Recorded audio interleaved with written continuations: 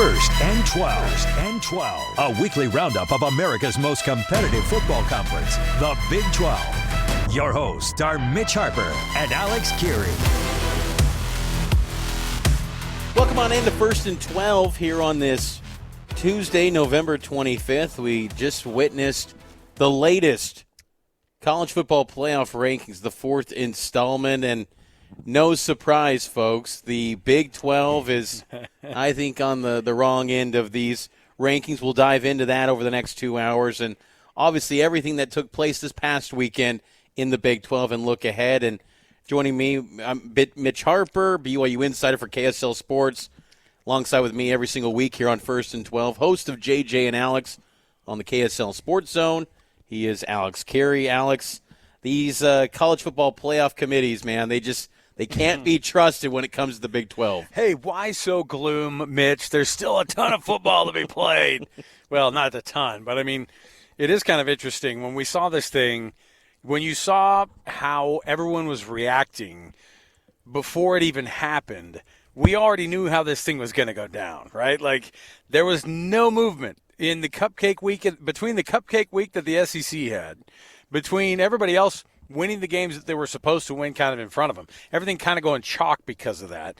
You had no movement anywhere, including everybody won. Everybody won in the top 14, in the top 15. But the reality is that they're asking for more than just wins now. But the question is what are they asking for? I don't exactly know at this point what the homework assignment is if you're these teams in the Big 12, if you're the teams in the ACC and you're getting pushed to the front of the line.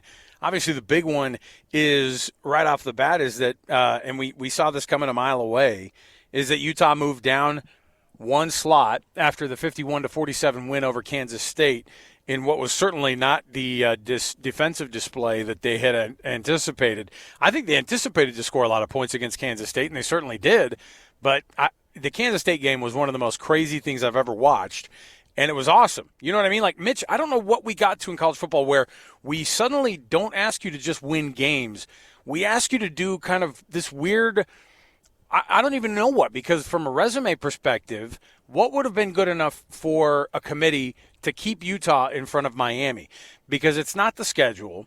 It's not obviously, in Miami, by the way, their schedule, they have 2 losses in ACC play. Let me remind people that they're not going to be in the ACC championship game unless a miracle kind of happens. UVA is going to win this weekend. So is SMU. They'll play in the ACC championship game. And by the way, if it's not them, there's another 1-loss team that's not a 2-loss team in the ACC. And I mean, Mitch, we're talking about right now they're tied for 5th place, or they're tied for 4th place. You could say they're even 5th place because they have 1 less win than Georgia Tech does. They're the 5th place team in the ACC standings. The numerical chances of them getting into the ACC championship game are actually lower than it has it right now for their possibility of getting into the college football playoff. Am I crazy to think that sounds a little bit backward?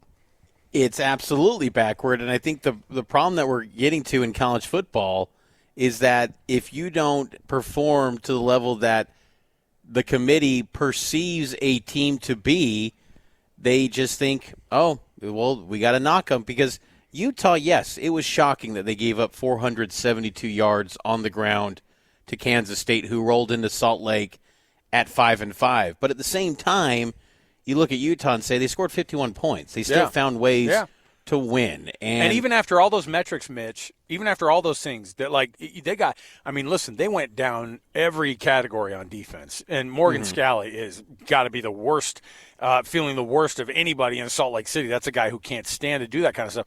But they went tumbling down those total defense rankings and total scoring defense rankings, and they're still a top 30 team in defense in the country. And so I get it. I get why people saw that, but I think that they were just it always feels like there's a little bit of a, hey, you got to do 30% more.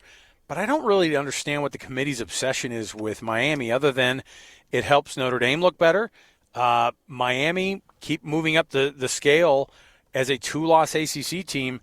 I don't really get it because and I heard this earlier, and we'll play this later in the Sound Roundup. There was this moment where they're trying to sort of explain away why Miami should be in over Utah, and it was like, look, yeah, Utah. I mean, look, they got killed by Texas Tech. I'm like the number 5 team in the country. They got beat by BYU on the road, the number 11 team in the country, and they're like, and Miami doesn't have a bad loss.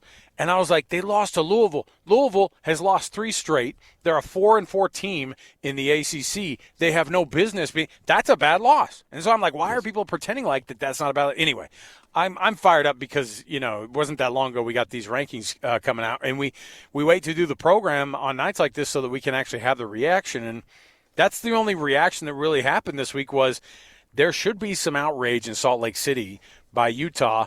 And I'm wondering what kind of conversation. I know you got to take your hat off in that committee room, but Mark Harlan, when he goes in there, maybe you can't even discuss your team, right? I think that's probably the actual rule there. But it'd be weird to listen in on that conversation to have Miami be put ahead of you when Miami is just kind of getting by teams and they have 2 losses in conference play and they're not very good opponents. And yeah, they have the win over. They have the win over a bad LSU team now. That looks terrible. But they have a win over Notre Dame. And so, fine, whatever. It is what it is, and you'll have to wait to see how this thing goes. But because of where Utah is, there isn't really much of a path for them to be able to find their way back in as an at-large. Oh, their at-large bid basically died potentially tonight. And on the point of Mark Harlan, I did look it up that Harlan has to recuse himself when the Utes do come up. Yeah. So he has to walk out, and he has no conversation on that, which is fair. But I think still what it highlights again is that the preconceived thoughts and biases that a committee has going into a matchup, if you don't live up to what they think you should do, then they just will drop you if you're in the wrong conferences. We've seen Texas A&M be down 27 points to a bad South Carolina team needing a miracle second-half comeback. They didn't drop. They stayed at number 3. Why didn't they drop after not performing to a standard that they should at home against a very subpar South Carolina team? Why is it that Big 12 teams, when they go in a tough 4-quarter matchup when it's thought to be a landslide favorite to one team, actually going for 4 quarters, why is that a bad thing? This is the Big 12. It's a power league. Everyone's well-resourced. Everyone's got talent on any given Saturday. Right. Someone could rise up, and yet that gets kind of knocked in. At the same time, Utah still won the game. That is a disappointing thing for Utah. Here are the 5 teams this week that are in the college football playoff rankings. Number 5, Texas Tech. They stand pat at number 5. And it was interesting, Reese Davis on ESPN, he's like, I was curious to see if Oregon would jump to number 5. Why would Oregon jump to 5? No, I don't know. I guess because Texas Tech had a bye. I mean, we saw Ole Miss go down, but I think the Ole Miss conversation, Mitch, is interesting because I think they're having them. I'll be interested to see where they go because if they lose the Egg Bowl and their coach is on the way out, if we get that announcement that he's going to LSU officially, Lane Kiffin, does the committee go, look, your coach is gone. You guys don't really want to play for him. You don't feel like a playoff team because you don't feel like you're going to necessarily be there all the way. If they lose the Egg Bowl, if they're a 2-loss team, it'd make it easier.